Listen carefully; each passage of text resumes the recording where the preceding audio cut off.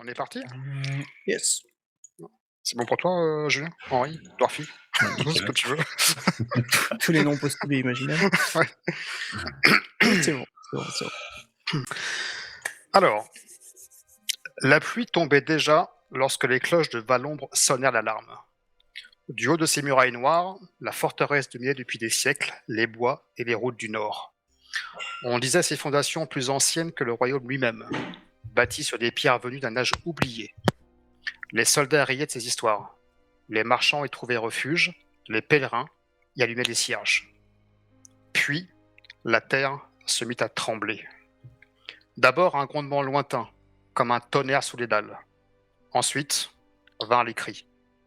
Des gardes disparurent dans les escaliers des souterrains. Des flammes vertes jaillirent entre les pierres. Les chevaux se cabrèrent dans les écuries. Les corbeaux quittèrent les tours en hurlant. Cette nuit-là, les portes de Valombre furent ouvertes de l'intérieur. Des choses sortirent des profondeurs.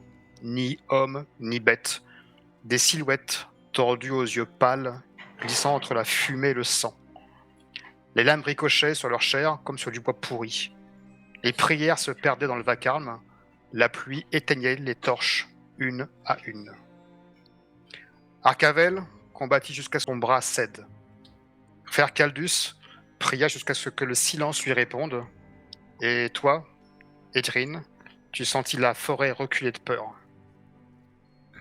Quand l'aube vint enfin, Valon n'était plus qu'une carcasse de pierre éventrée, crachant une brume noire par ses fissures. Là où se dressait la bannière du Seigneur, flottait désormais un vide que nul vent ne troublait. Vous auriez dû mourir ce jour-là. Et pourtant, vous avez marché.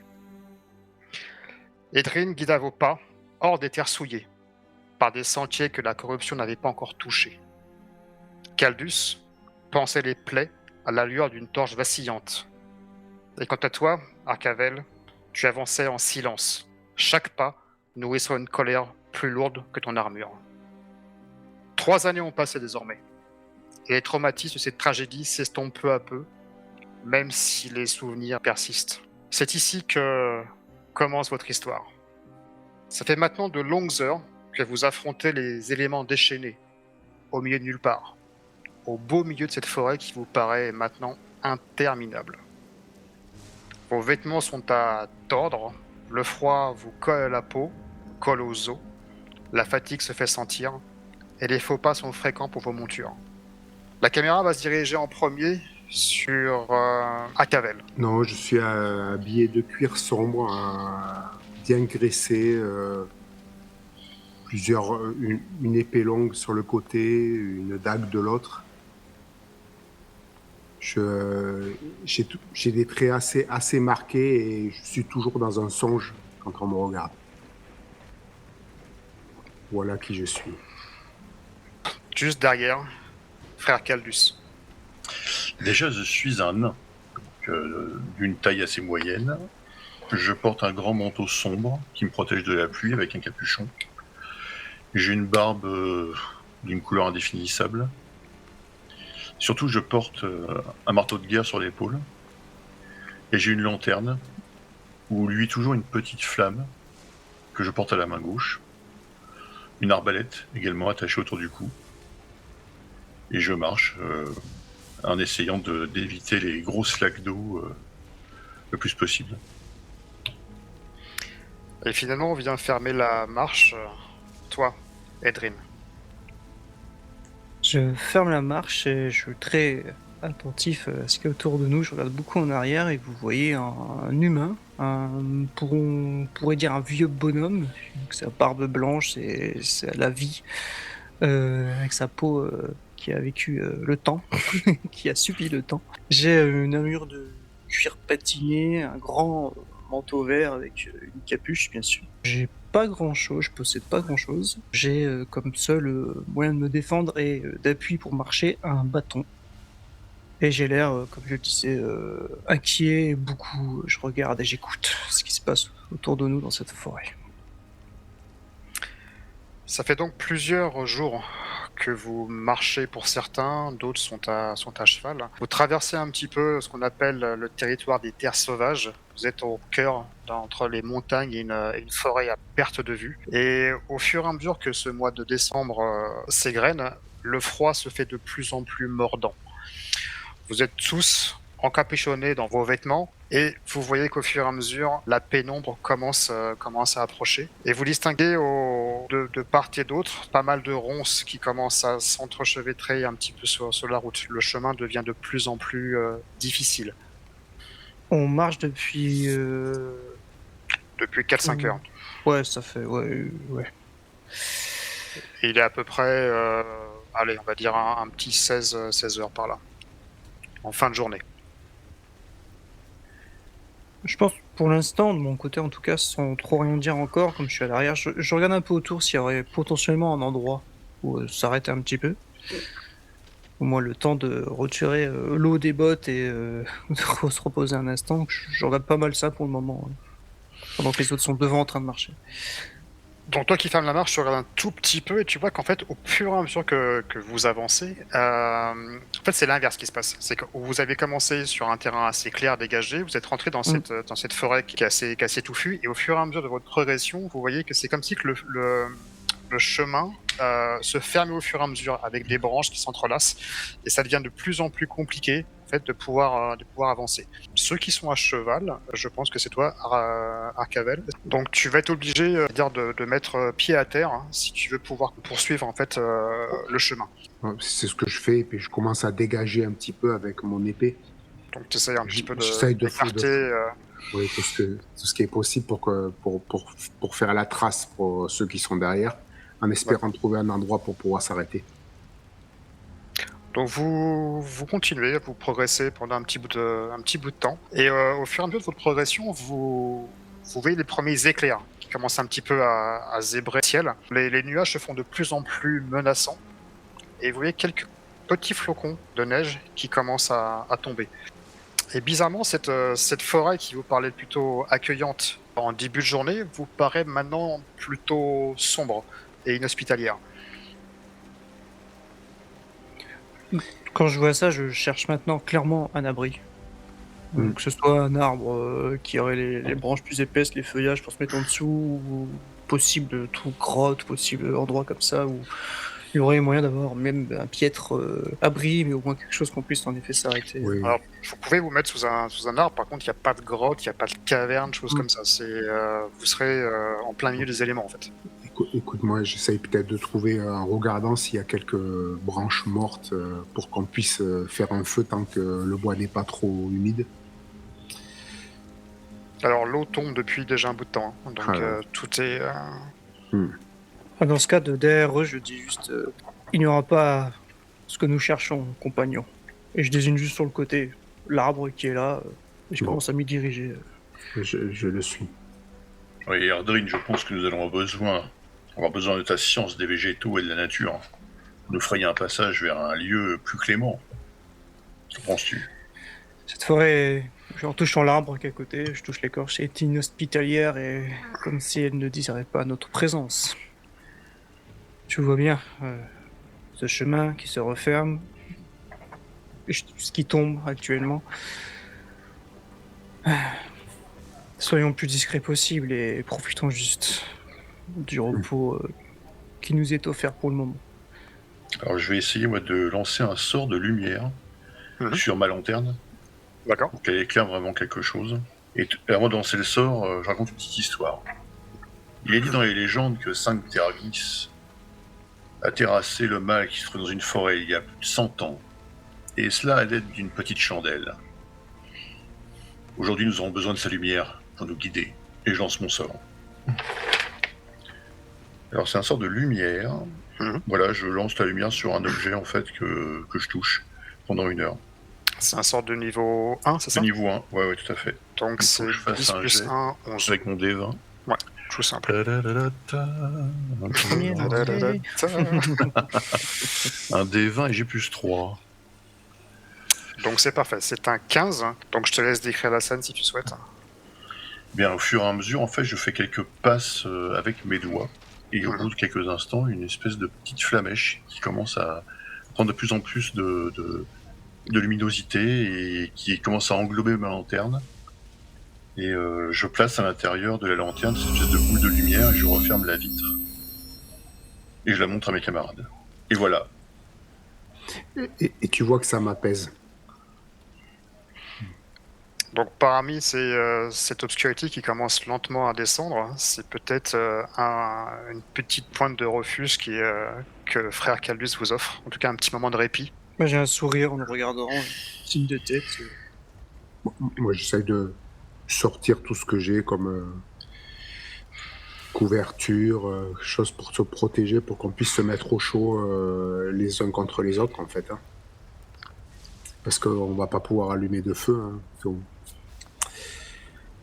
Et de mon côté, je vais faire un bref petit tour.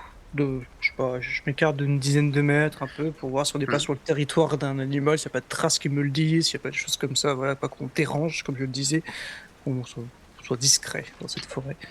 D'accord, donc toi tu t'éloignes un tout petit peu et tu vas commencer Voilà, à patrouiller un légèrement, petit je peu dans regarde. Ok, donc vous voyez le druide commencer à C'est quitter certainement un petit peu. une chose habituelle que je dois faire à chaque fois qu'on s'arrête, de vérifier, quoi, de faire attention. Tu t'éloignes pas trop, Erdrine. La nature a l'air hostile. Même si tu la connais mieux que moi. Je l'entends et pour le moment, elle nous laissera peut-être tranquille. Donc j'ai un petit clin d'œil et je m'éloigne un petit peu. Alors tu vois, quand tu t'éloignes un petit peu du chemin improvisé, en tout cas votre camp improvisé, t'écartes les bronzes au fur et à mesure.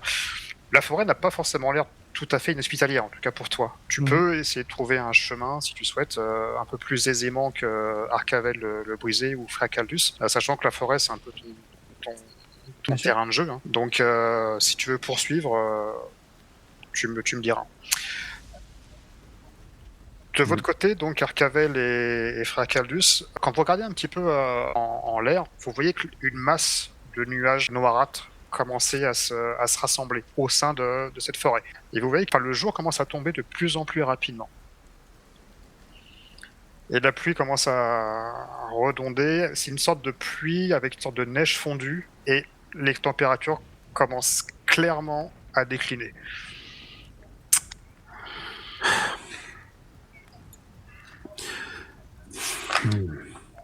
On voit absolument rien au loin. Il n'y a pas une espèce d'abri qu'on pourrait repérer, peut-être même une sorte de construction qui sortirait de la frondaison des forêts, tout ça, non?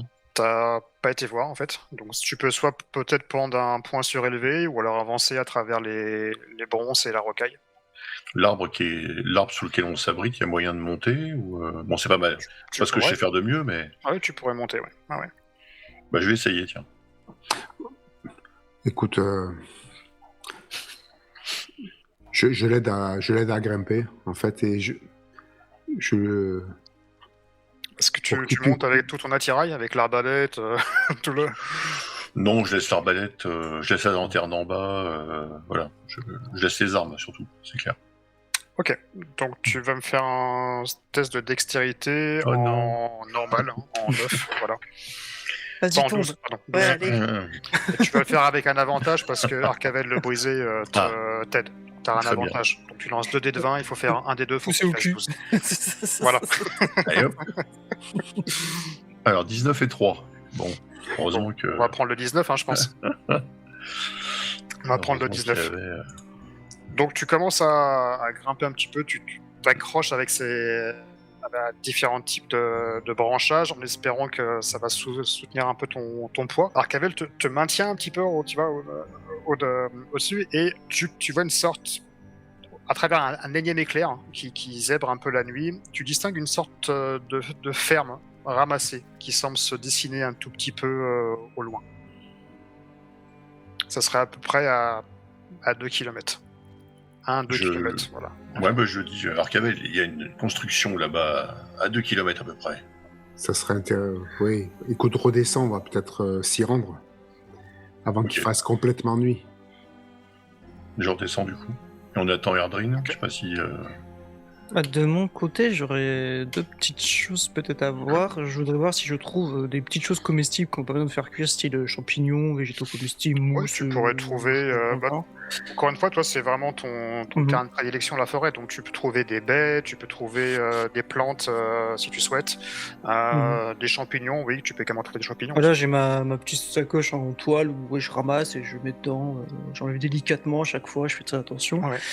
Et j'aimerais tendre l'oreille à quelque chose que je pourrais entendre, que toi-même tu sais dans le lore de mon personnage, et voir si j'ai une petite bonne indication sur ce lieu. Est-ce que je transmets quelque chose, même si c'est une une contre-indication de notre présence, je sais pas, voilà, j'essaie d'écouter en tout cas. Fais-moi un test de sagesse. Yes, avec mon. Alors, ce dé, je l'ai pas jeté depuis au moins 3 ans. Donc, on va voir. Il est pas chaud, il est pas chaud. Ah, il est pas chaud, ouais. Attends, bénédiction.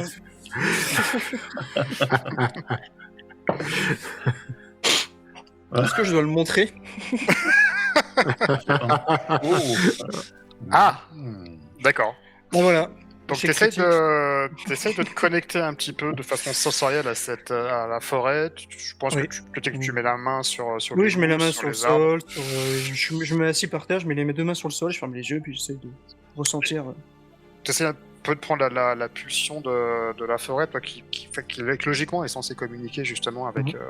avec cet environnement végétal. Et là, tout ce que tu vas pouvoir percevoir, c'est quelque chose qui est extrêmement froid et inaccueillant, en fait, inhospitalier, j'ai envie de dire, qui va rompre avec tout ce que tu as pu connaître auparavant. Dès que je ressens ça, je resserre les mains comme si je m'étais brûlé de.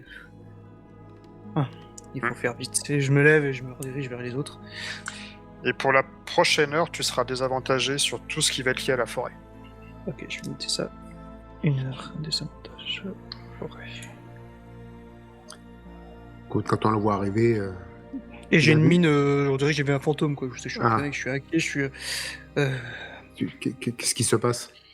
je- on on n'est pas absolument pas comme je le pressentais désiré ici. Il faut vite reprendre la route, malheureusement. J'espère que vous avez pu un petit peu vous reposer et ta lumière sera divine. C'est le catholique pour nous ici. Notre ami notre ami nain a trouvé à première vue une ferme à 1-2 km d'ici. Les gens habiteraient. C'est pour ça que nous avons rangé nos affaires. Bien, et je tape sur ma petite besace de quoi manger si vous avez. La forêt est peut-être inhospitalière, mais il nous a offert peut-être notre dîner. Merci. Et j'embarque assez vite le pas parce que avec ce que j'ai ressenti, je me mets peut-être déjà à côté de ton cheval que je flatte gentiment pour même me rassurer. Et il faut reprendre la route. Justement, comment il est mon cheval? Il est dans quel état? Nerveux. Nerveux. J'essaie de le calmer régulièrement. Et ça tranche radicalement avec ce matin.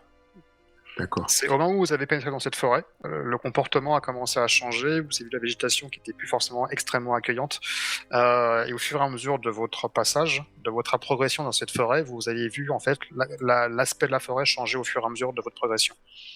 Tu l'as peut-être dit, je m'excuse si c'est le cas, mais on a un objectif, où est-ce qu'on va? Je suis sûr sur ta carte là. Si je reprends la carte, vous êtes en fait dans les terres sauvages, et l'idée c'était d'aller jusqu'à Fort Hautval. Ok, et Fort Hautval qui est là. D'accord, ok. Donc on a, oui, en ligne de mire. Ouais. Et là, vous êtes comme dit, dans moi, les terres sauvages et Fort Hautval. Mais à Fort Hautval, vous n'y êtes vraiment pas du tout. Il faut encore compter à peu près 8-10 jours de marche. Comme je dis, vous me voyez vite avoir envie de partir de là, parce que je suis déjà à côté de toi et de ton cheval, Arcavel, pour reprendre la route vers la direction de cette bâtisse. On dirait que tu as vu un fantôme, Erdrine. C'est tout comme dans ce que j'ai ressenti, si on peut dire. Je regarde les arbres. Hâtons-nous, vite. Je brandis ma torche, je prends la tête de la colonne, et je dis là où veille la flamme, l'ombre recule. Et je pars d'un bon pas en direction de la ferme.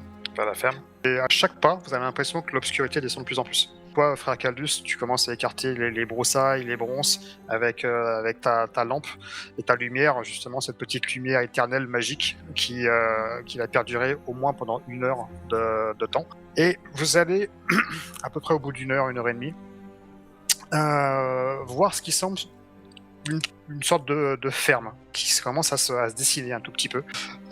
Vous voyez des bâtiments assez vieux, coiffés de plaques de chaume tressées, et vous voyez que les murs de chaque habitation sont légèrement de guingois, signe d'une extrême pauvreté quand même. Hein. La demeure qui jouxte semble être une sorte de bergerie usée par les ans, et dans l'ombre, vous voyez un magnifique bouleau.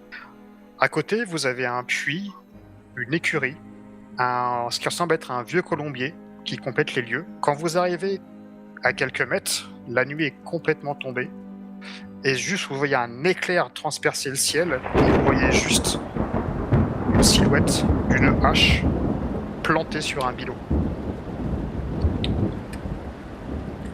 Et là, il fait nuit noire, totale. Surprenant qu'un lieu en cette forêt soit habité.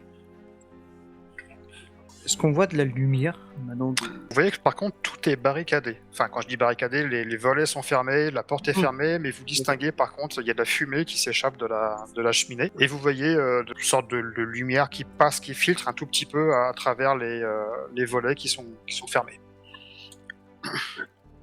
Écoute, moi je m'approche et je frappe. Alors si on regarde un petit peu la scène, un petit peu du haut, on voit vraiment ces habitations, et on voit juste un petit point de lumière dans cette obscurité totale, et c'est juste là où il y a frère Caldus, et vous êtes juste ce halo de lumière autour. Sachant que si jamais la lumière venait à s'éteindre, vous ne verriez même pas à quelques mètres. Oh, comme... Écoute, Caldus, amène-nous jusqu'à la maison, là, que l'on puisse rentrer. Et Ouais, se je vais mettre à l'abri. m'avancer jusqu'à la porte de la masure. Ouais. Et je vais toquer, tout simplement. Bon, tu vois, quand tu avances avec ce mélange de pluie, de neige, chaque pas que tu fais est assez lourd. Hein. Vous avez les bottes collent avec la boue. Chaque pas est assez compliqué pour avancer, mais tu arrives devant cette porte et je présume que tu frappes. Je frappe.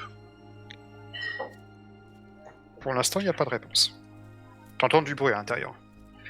Je me déplace, moi, juste un petit peu vers la fenêtre, et peut-être si je vois un peu s'il y a un petit écart avec le volet, je sais pas, je guette. Si je vois quelque chose à l'intérieur. T'entends du bruit, oui, à l'intérieur. Des bruits de gamelles. Bah, je recogne à la porte et je dis d'une voix assez forte. Oh là! Y a-t-il quelqu'un ici? Oui, c'est pourquoi on n'accepte un pas abri. les étrangers. Partez. Nous avons besoin d'un abri et d'un couvert pour la nuit. On est pauvres. On n'a rien à offrir. Nous vous offrons la sécurité et la flamme de Sainte Agnis. Et comment on sait que vous n'êtes pas des malandrins, des voleurs? Regardez par la fenêtre, vous verrez à notre apparence que ce n'est pas le cas. J'entends rien. Il y a ici Erdrin, qui est un druide réputé dans la région. Arcavel, qui a été capitaine de la garde. Et un frère de la flamme qui veille. J'entends dire et vous voyez juste là, un morceau de volet qui commence à s'entrouvrir. Comme j'étais à côté, je fais un sourire. Dès que... Malgré ma fatigue, je fais un petit sourire de...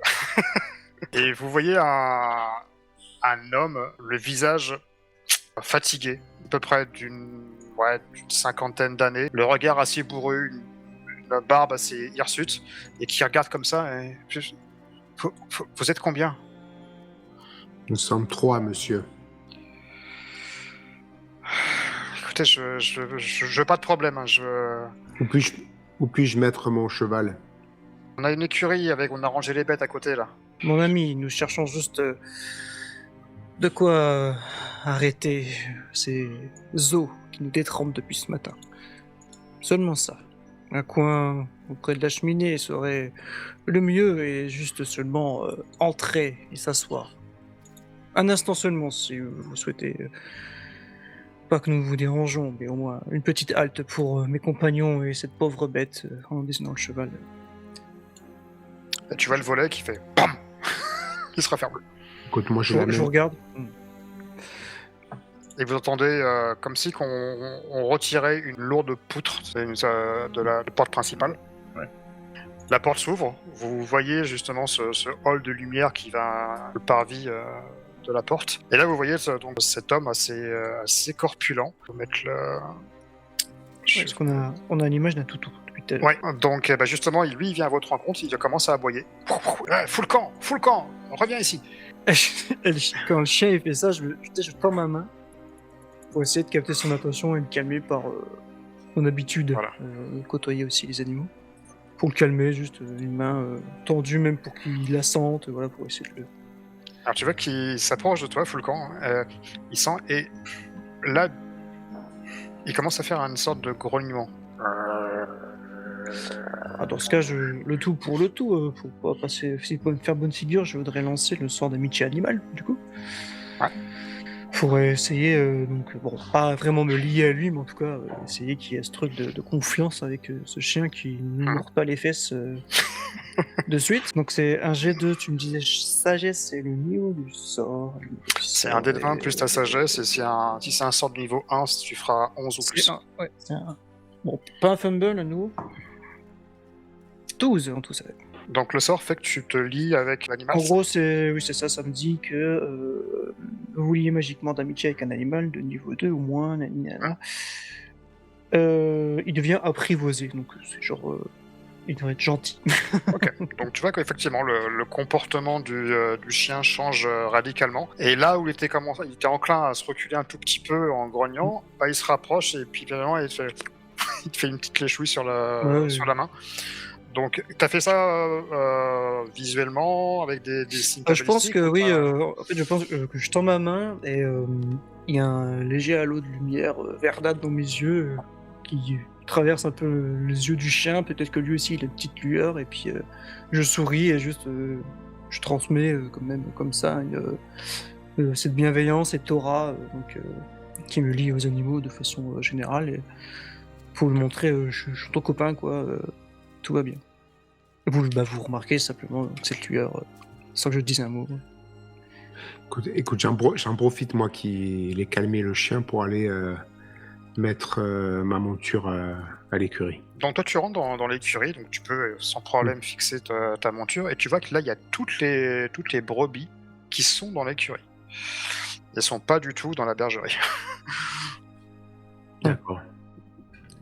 Bon, mais je referme, je lui donne, s'il y a du foin, quelque chose, je lui donne, et je referme bien l'écurie. Ouais, donc tu vois, il y a toutes les brebis qui te passent entre les jambes, là. Donc l'homme vous invite à rentrer, et vous entendez derrière une voix de femme et d'un adolescent. L'homme prend la parole. Allez, venez vous mettre au chaud. Avec ce temps, je pense que vous êtes gelé jusqu'aux os, là. Je m'appelle Gribaud. C'est ma femme, Pritus, et mon gamin, c'est Govez. Erdrin, dis-je en juste inclinant un peu la tête. Arcavel pour vous servir. Je suis Dites-moi, frère Caldius. soyez les bienvenus. On n'a pas beaucoup de choses, mais écoutez, on veut bien les partager. Mais encore une fois, on veut pas de problème. Voilà. Je le regarde et bonne voix, j'enlève mon petit sac de toile. Je dis, si vous avez un peu d'eau chaude, simplement, voici de quoi faire peut-être une légère maigre soupe, mais qui nous suffira à nous réchauffer nos vieux os. Par contre, sa femme, vous trouvez qu'elle est, enfin, comment dire, elle semble prématurément vieillie par le travail un petit peu et puis les rigueurs de la vie. Et le gamin, donc, elle la coupe un petit peu au bol avec des vêtements qui sont usés quasiment jusqu'au bout. Quant à lui, il a un petit peu l'air malade, chétif, les traits un petit peu tirés. Je suppose que vous n'avez pas le choix, mais pourquoi restez-vous dans cette forêt un peu maudite? Cette forêt n'est pas maudite, c'est juste que c'est là que nous habitons et c'est là que nous exploitons les champs. Et nous avons nulle part où aller. Vous savez comme moi que la vie est dure. Oui. Je vous trouve bien courageux. Et tu distingues tu vois qu'il a sa chemise, alors qui est plus d'un blanc immaculé, hein, clairement pas. Mais tu vois que sur son côté, il y a une tache sombre qui a séché, tu vois. Quelque chose, une tache brunâtre, Comme une blessure. comme du sang qui aurait séché. Allez-y, prenez place. Donc la chaumière, effectivement, est extrêmement sommaire. Il y a un petit peu de chaume, il y a une paillasse, la table est vraiment au bout de sa vie. C'est un peu une... Alors, c'est pas forcément sale, c'est pas propre, c'est juste, voilà, pauvre en fait. C'est une famille qui est extrêmement pauvre. Donc, Bah, comme dit, de bonne foi, et comme ils ont ouvert la porte, je m'approche de l'âtre de la cheminée avec le petit chaudron là, s'il y a de l'eau, où je cherche à avoir de l'eau en tout cas, puis je mets mes champignons mous, ces petites plantes, leur disant voilà, partageons comme se doit, et comme il sera fort agréable pour nous et pour vous peut-être, en regardant un peu la maison, partager cette soupe. Et Alors tu vois qu'il y avait déjà un âtre où il y avait une sorte de grosse casserole marmite qui était en train de mijoter. Alors c'était une soupe qui était vraiment... Enfin, c'est une soupe, c'est un bouillon, c'est extrêmement clair. Hein. Et Pritrus donc te prend les champignons et dit « Ah, c'est gentil d'avoir ramené quelque chose. Et je vais, si vous permettez, je vais les rajouter à la soupe, ça donnera un peu plus de goût. On n'a Bien pas sûr. eu depuis... bien sûr. depuis très très longtemps. Prends un couteau et coupe de façon en 4 des champignons et elle les balance dedans. Et tu vois que dedans, ouais, le potage, il y a peut-être, allez, une pomme de terre qui se balade et une ou deux carottes et le restant, c'est vraiment, voilà. Tu sens que la famille n'a pas des moyens disproportionnés, quoi. Écoutez, on n'a pas beaucoup de place dans la maison, mais on a une sorte de réserve juste à côté où on entasse. On peut prendre un peu de paille et on peut vous héberger pour la nuit. De toute manière, avec le temps qu'il fait et le froid qui vient, je pense que c'est compliqué de rester dehors. Hein. Et vous êtes trempés, mais que faites-vous dans cette forêt par un temps pareil? Nous sommes de passage. Mais Le chemin hmm, peut-être le plus court vers notre destination, on fait le choix de protéger des arbres. tout à fait. Et puis je continue à regarder, puis j'enchaîne un peu par rapport à ce qu'a dit Arcavel. Que faites-vous ici? Simplement élever vos bétails? Est-ce que vous faites autre chose pour gagner de quoi? J'ai pas l'impression qu'il y a commerce plus que ça, et vous êtes peut-être la seule maison que nous avons croisée depuis ce matin et que nous voyageons. Nous sommes le prochain village est à peu près à 10 km d'ici. Et nous survivons tant bien que mal. On fait un peu d'agriculture, on essaie d'échanger quelques brebis contre des sacs de riz, des pommes de terre. Mais depuis pas mal de temps maintenant, plus rien ne pousse sur cette terre, dans cette forêt. Ça devient extrêmement compliqué. Ma famille et moi, je sais pas vraiment comment on va s'en sortir. Vous avez peut-être raison, peut-être qu'un jour, il faudra qu'on quitte cet endroit. Mais c'est malheureusement tout ce qu'on a. Il a vraiment l'aspect d'un campagnard, les mains épaisses, blessé, vraiment. Ouais, enfin, tu vois que c'est un gars qui... un manuel, hein, je veux dire, il a dû travailler la terre toute sa vie pour gagner quelques pièces de cuivre, voire pièces d'argent. Ouais. Moi, je vais enlever mon manteau mouillé, je vais le plier, mettre sur la table. J'ai quelques rations de voyage dans mon sac à dos.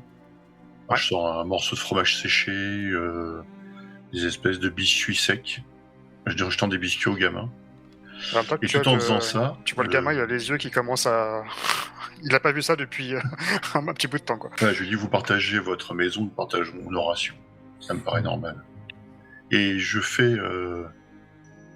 Je regarde sa tache sombre au côté, et je lui dis, mon Dieu peut également guérir les blessures, à la fois externes, mais aussi internes. Voulez-vous que je vous examine?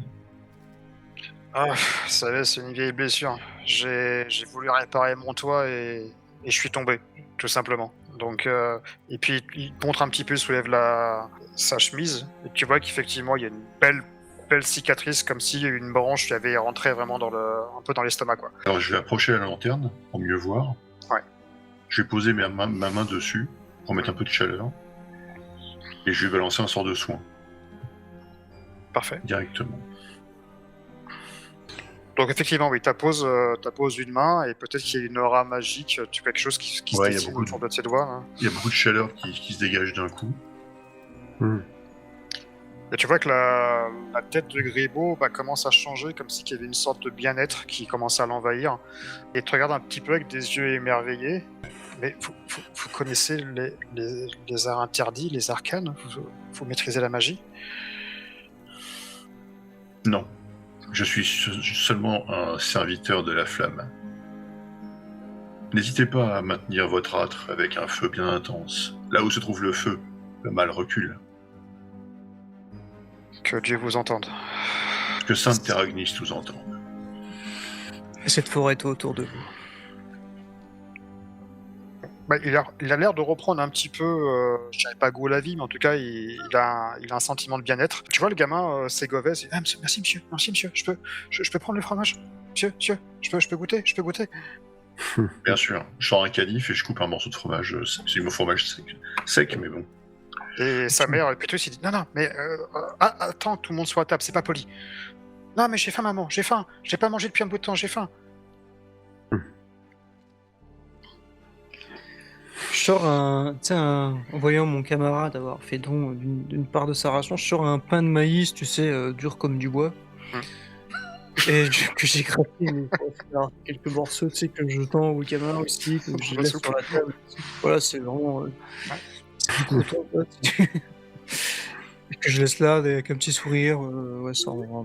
Parce qu'il y a un radar Vous voyez ce qui semble être une inquiétude de par cette famille, au fur et à mesure de vos gestes et de vos attentions, commence un peu à prendre un peu confiance.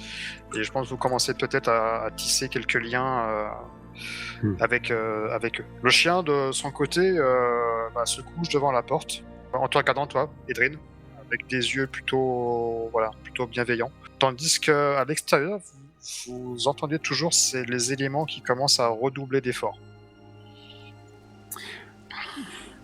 Le mauvais temps est là depuis longtemps, ami?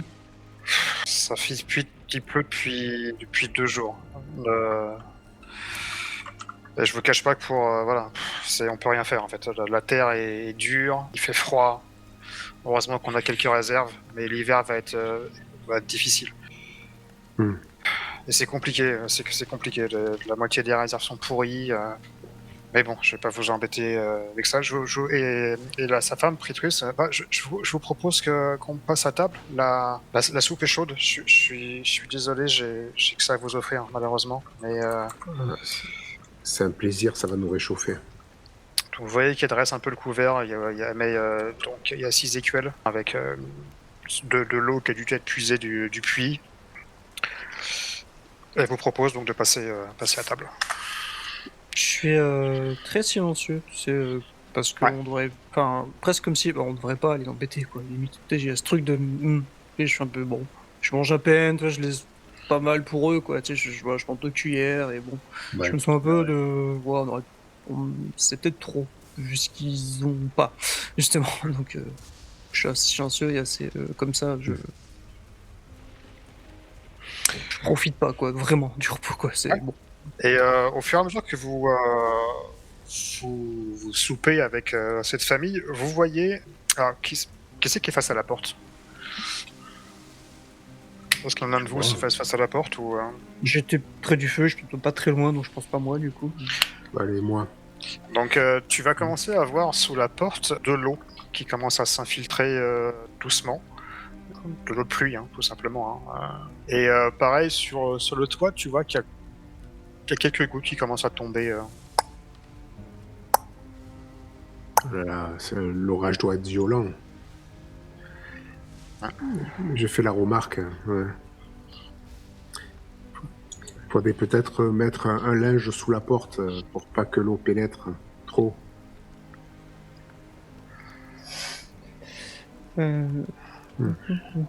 Petite question au cher MJ. Hmm.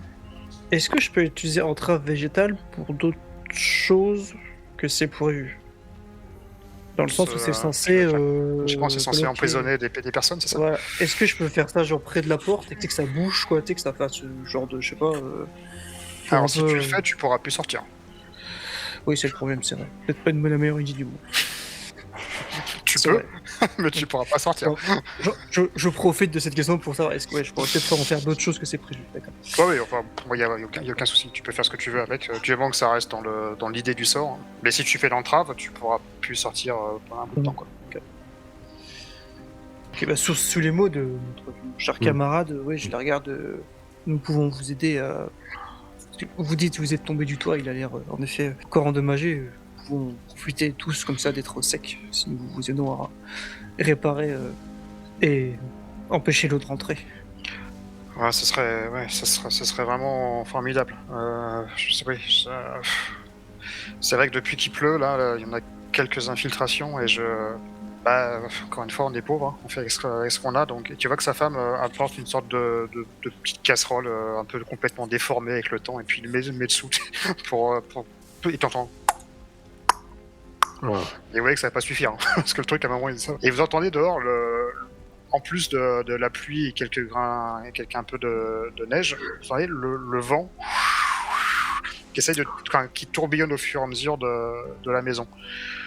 Moi, je demande au monsieur, avez-vous quelques outils, au moins une masse et des pointes pour peut-être récupérer dehors là du bois et pouvoir au moins boucher ce trou, au moins pour cette nuit. Et l'orage a l'air. Oui, dans la bergerie, j'ai quelques planches. Ouais, ouais, tout à fait.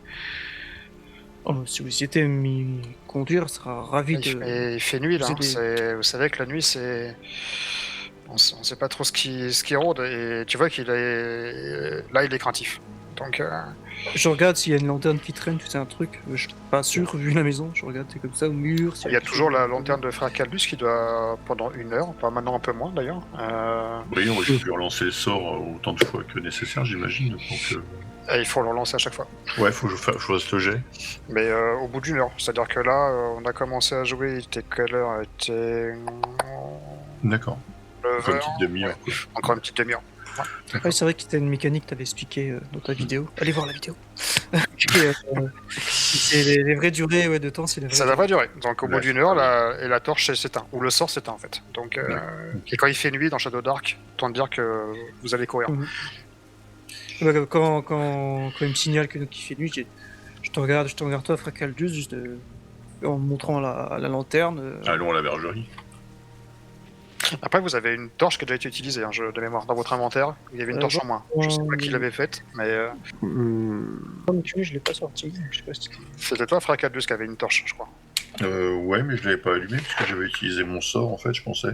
D'accord, ok. Bon, dans ce cas-là, Mais sinon, je peux la rayer si tu veux, y a pas de. Non, si t'as utilisé ton sort, Ouais. pas de souci.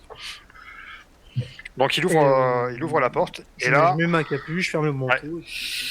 et là, depuis que vous êtes arrivé et que vous avez mangé cette petite soupette, vous voyez que les éléments sont vraiment déchaînés. Mais vraiment. Un vent comme vous avez jamais eu depuis au moins plusieurs semaines, et la pluie qui est battante. Vraiment, ça c'est un rideau, quoi. Ce qui explique vraiment l'eau qui commence à s'infiltrer à peu près par tous les pores de la maison. Moi, je peux rien faire contre les éléments. Donc, on essaie de se diriger assez vite vers la bergerie, j'imagine. Oui, bon, en fait, elle est vraiment à côté. Hein, donc, Ouais. Ouais. Écoute, on va s'atteler à réparer la maison. Hein. Le mieux qu'on pourra. Vous y allez à 3? Non, moi je reste avec les. Moi, j'y vais en proposant de monter moi sur le toit parce qu'il est blessé, puis j'ai un camarade qui est de demi-taille, disons. Donc je monterai moi sur le toit pour reboucher et tout ça. Ouais.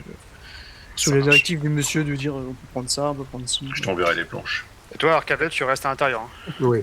Ok, donc vous commencez à prendre les planches, vous commencez à prendre les pointes. Je sais pas comment vous faites pour monter sur le toit, mais vous allez m'expliquer. Et toi, Arcavel, quand tu restes dans cette chaumière, et t'aperçois au-dessus de la cheminée un coq, ou plutôt le dessin d'un coq, un coq noir qui est gravé dans le bois. très, très bel ouvrage. Alors, comment vous y prenez pour Bah, réparer est-ce un qu'il y peu a, est-ce qu'il y a un tonneau, quelque chose que je peux monter dessus? Il y a après Ouais, il y a un sur le tonneau, toit, ouais. est-ce qu'il y a Il y a des un trucs comme tonneau, ça, ouais. Je escalade, quoi. Simplement, Hmm. en essayant de pas Non. tomber. Moi-même, vu le vent. Mais... On emmène le matériel au pied de la maison, et puis voilà, on lui passe les planches au fur et à mesure. Ok. Qui c'est qui monte? C'est moi, comme je Cardingue. laisse pas monter le monsieur, et puis mon frère, mon cher compagnon est plus petit. D'accord. Je monte. Ok. Et je fais pas propre pour l'instant, je rebouche, c'est pas... Ah ouais, c'est juste histoire de masquer un je petit mets peu une la, planche, la deux misère. planches, trois planches, je croise et tout, ouais, pour pas... Toi, frère Caldus qui est en bas, donc tu passes les planches au fur et à mesure, et quand tu regardes un petit peu aux alentours, tu vois que il fait nuit, mais en fait il fait noir, tu vois rien. Et tu sais que dans ce monde, quand il fait noir, ça veut dire que il se passe quelque chose de mystique. Quelque chose qui n'est pas forcément normal. C'est pas une nuit classique.